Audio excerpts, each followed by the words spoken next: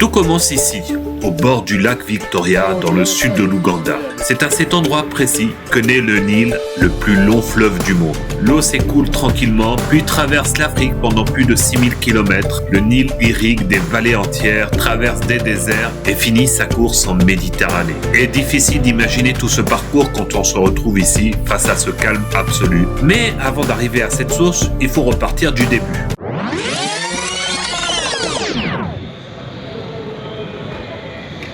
Webaleko, comme on dit ici, hello tout le monde et bienvenue à Kampala, bienvenue en Ouganda. Donc là il est 6h30 du matin, je suis à Kampala et comme vous voyez, la ville est relativement calme, je dis bien relativement parce que d'ici une heure ça va encore plus se remplir. Mais aujourd'hui on va quitter Kampala, on va quitter la capitale pour découvrir une partie du potentiel touristique de l'Ouganda. Et là je prends la route direction Jinja au bord du lac Victoria. Bienvenue dans ce deuxième épisode de Voyage en Ouganda, c'est parti.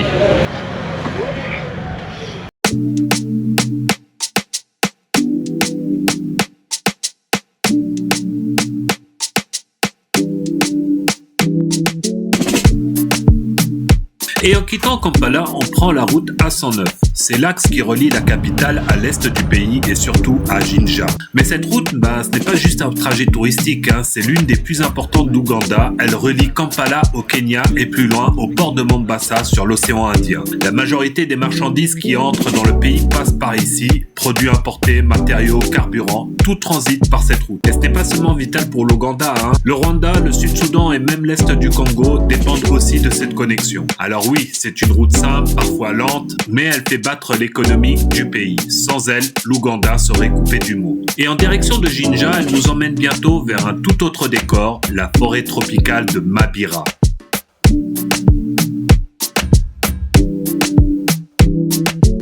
Et avant de rejoindre Jinja, c'est ici que nous nous arrêtons au cœur de la forêt de Mabira. C'est une forêt tropicale dense, humide et pleine de vie, l'une des dernières grandes forêts primaires d'Ouganda. Et rien qu'ici, on trouve quand même des centaines d'espèces d'arbres, de singes et des oiseaux rares. Et quand on marche sous ces arbres, on réalise à quel point cet endroit est unique. Pourtant, ce paradis naturel est actuellement en sursis, menacé depuis quelques années par la déforestation. Donc nous voici dans la forêt de Mabira. Apparemment depuis ces 20 dernières années, une grande partie a été tout simplement rasée. La déforestation, c'est une des réalités qu'on retrouve dans beaucoup de pays africains, mais aussi en Asie. Après, il y a bien sûr toujours plusieurs raisons, plusieurs facteurs, la pression démographique, le développement, etc. 20 years ago, it's only forest. Ago, it was just only forest for so many kilometers. But now most of the part is just forest. People have built so many houses here. The land was given out and planting sugarcane, but it used to be a very thick forest. Et après une petite pause dans la forêt de Mabira, on reprend la route direction Jinja. Et en s'approchant de la ville, l'ambiance change, plus de monde, plus de commerce, plus de circulation, et on sent qu'on arrive dans l'une des grandes villes de l'est de l'Ouganda.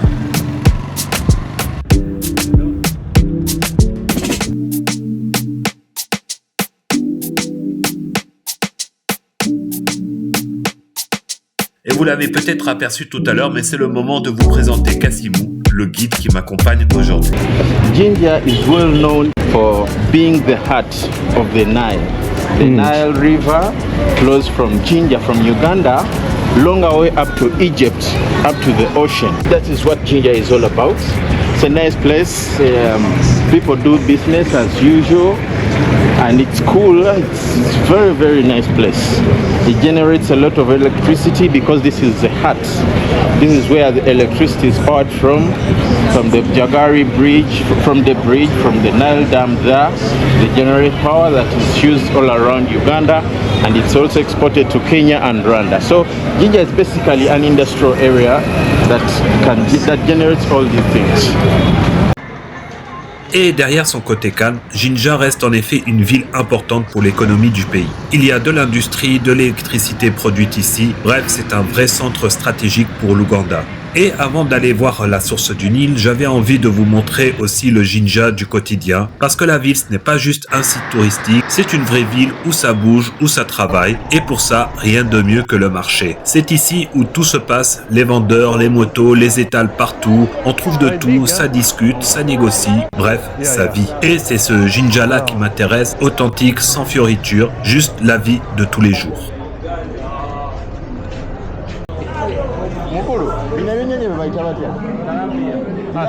They sell merchandise, shoes, everything. So they divided into.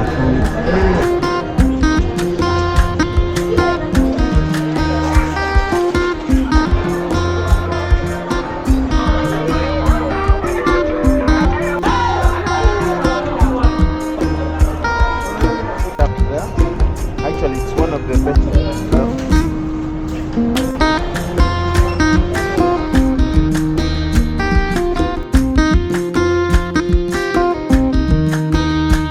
Before even colonization, Jinja was mostly built by the Indians who were building the factories around. As I told you, it was the powerhouse of the country. So many industries. It was an industrial area before back then.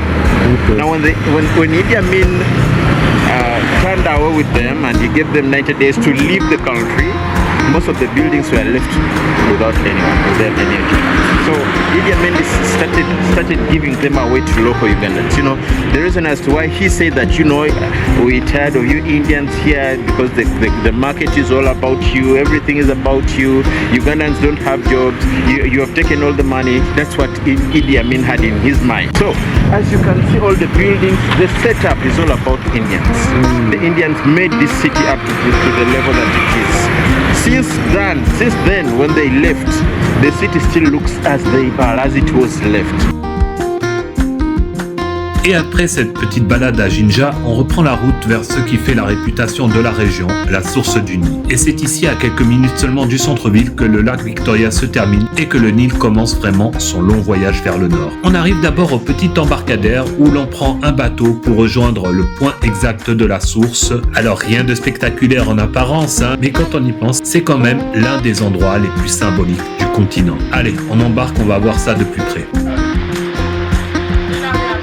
Malgré la pluie, on prend quand même le bateau. Bon, moi je suis pas très confiant, mais le capitaine, lui, il a l'air confiant. Donc on va lui faire confiance. Voilà. Now we are closing on Lake Victoria. This is the second largest freshwater lake in the world. Ah, yes. Yeah, second Lake Superior in North America. Yeah, and then because Lake Superior has 800 square kilometers, but this one has 800 square kilometers. It's shared by 3 countries, Uganda, Tanzania, and Kenya, whereby Tanzania takes the largest part of Lake Victoria, 49% is in Tanzania. In Uganda, it takes 45%. Then Kenya has the least part of 6%. Des routes. Voilà. Je crois qu'on ne le voit pas.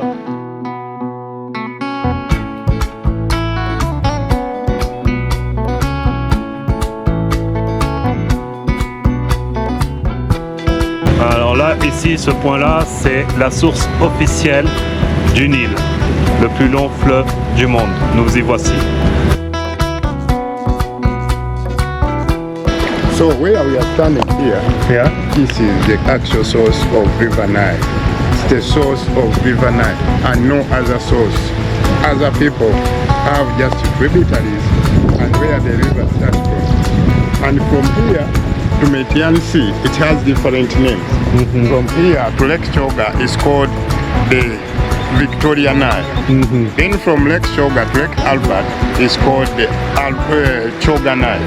Then from Lake Albert to Khartoum, where it meets with the Blue Nile, another Blue Nile from Ethiopian Highlands, is called the Albert Nile. Then from there, we mix up with the Blue Nile, and then move for 2 kilometers. Then it mixes at Aswan. Then they make the Great Nile up to Metian Sea, where it pours its water. Okay. You not have so many outlets. It has almost 12 many rivers.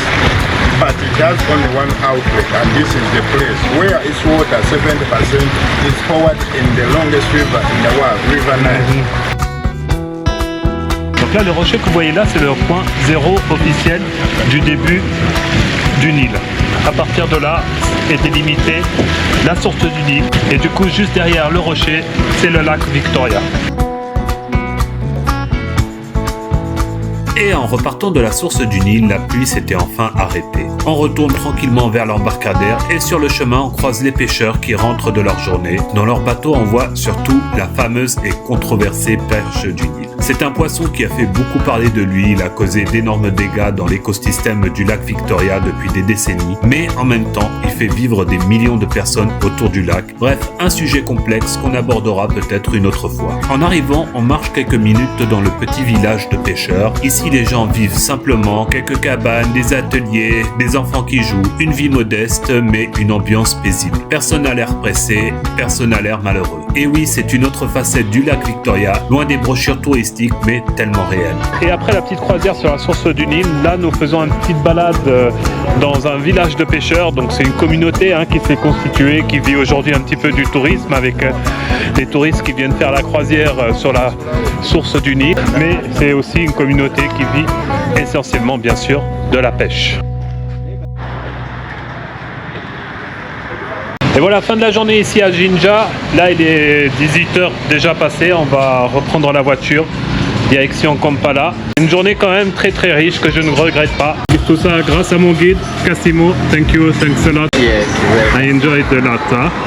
I am Mohilu Kassim. I work for this company, as you can see it, all through safari. That is the name of the company, all through nature safaris. So I work as a tour guide for this company, and I am ready to give you an experience about Uganda. I've spent the day with my good friend. We've spent the day in Jinja. We've seen a lot of adventures. Yes, it's been a rainy and cold day, but we have enjoyed. Yes, I've enjoyed. I've heard him also say. Donc si vous venez en Ouganda et que vous cherchez un opérateur pour visiter Jinja, mais aussi les safaris, tous les atouts touristiques qu'offre ce pays, vous trouverez dans la description le contact de Kassimo. Vous pouvez vous fier à lui à 100%, il est super professionnel.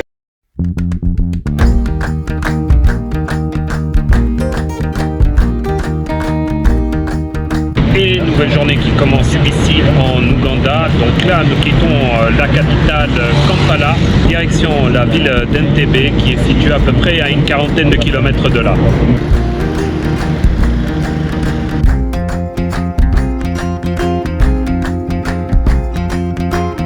Et pour atteindre rapidement Entebbe depuis Kampala, on emprunte l'autoroute, qui a été construite pour éviter les embouteillages interminables de l'ancienne route. Au début, elle était presque vide parce que beaucoup trouvaient le péage trop cher, mais aujourd'hui, c'est clairement l'option la plus fiable pour rejoindre l'aéroport sans stress. Sur le trajet, on quitte l'agitation de Kampala, et plus on avance, plus l'ambiance devient calme. On traverse des zones résidentielles, des collines, quelques villages, jusqu'à ce qu'on commence à apercevoir à nouveau les rives du lac Victoria. Et Entebbe, c'est une ville un peu à part en Ouganda, parce que c'est ici qu'on trouve le seul aéroport international du pays, mais c'est surtout que l'ambiance n'a rien à voir avec celle de Kampala. Ici, tout est plus calme, plus vert, plus aéré et surtout beaucoup plus résidentiel. C'est aussi l'un des endroits où vit une bonne partie de la classe moyenne et aisée du pays, avec des quartiers tranquilles, des maisons bien entretenues, des expatriés, des ONG, des gens qui travaillent dans l'aviation, etc. Bref, Entebbe, c'est la ville où on s'installe quand on cherche une meilleure qualité de vie en Ouganda. Et du coup, il me reste encore quelques heures à passer ici à Entebbe avant mon départ demain matin. Et à Entebbe, il y a 2-3 choses sympas à faire. Entre autres, le waterfront au bord du lac Victoria. Et c'est là où on va aller.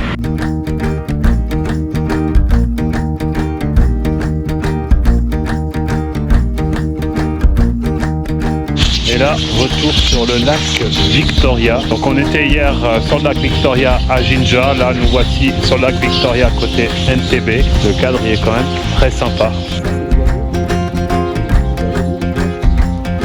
Alors Entebbe, c'est sûr que ça aurait mérité sans doute que je vienne un petit peu plus tôt pour en profiter un peu plus. Mais voilà, bon, en tout cas, on y vient à Entebbe surtout pour le cadre avant de quitter l'Ouganda. Donc là, nous avons le Uganda Wildlife Conservation Center qui est vraiment un truc à faire absolument quand on vient ici à NTB. Le problème, c'est que comme je m'y prends un peu tard, là j'arrive un peu tard, il est déjà 18h, le centre il est en train déjà de fermer. Voilà. Mais si vous êtes de passage à NTB, apparemment c'est vraiment un truc à faire absolument. Là, on est dans un des meilleurs restaurants de plage de NTB et là je vais manger un bon tilapia du lac. Bon, je vois les prix, c'est quand même assez cher, 10 à 15 $ le plat, mais le cadre il est vraiment super sympa et je pense qu'on vient surtout pour ça. Donc là vous voyez, c'est un énorme tilapia.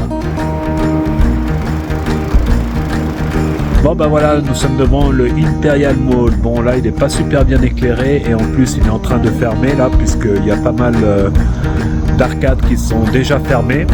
Mais voilà, bref, c'est pas très grave, vu que ce soir je me couche tôt. Demain matin, j'ai un vol à 7h30 du matin. Donc vous voyez, en quelques jours, j'ai eu un aperçu d'un pays qu'on connaît très peu. Un pays qui a un énorme potentiel touristique, mais qui reste quand même très sous-coté dans la région. Merci d'avoir suivi cet épisode. Moi, je vous retrouve très bientôt, du coup, pour un voyage dans un nouveau pays africain. Je vous en dis pas plus. En attendant, portez-vous bien et moi, je vous dis à très bientôt.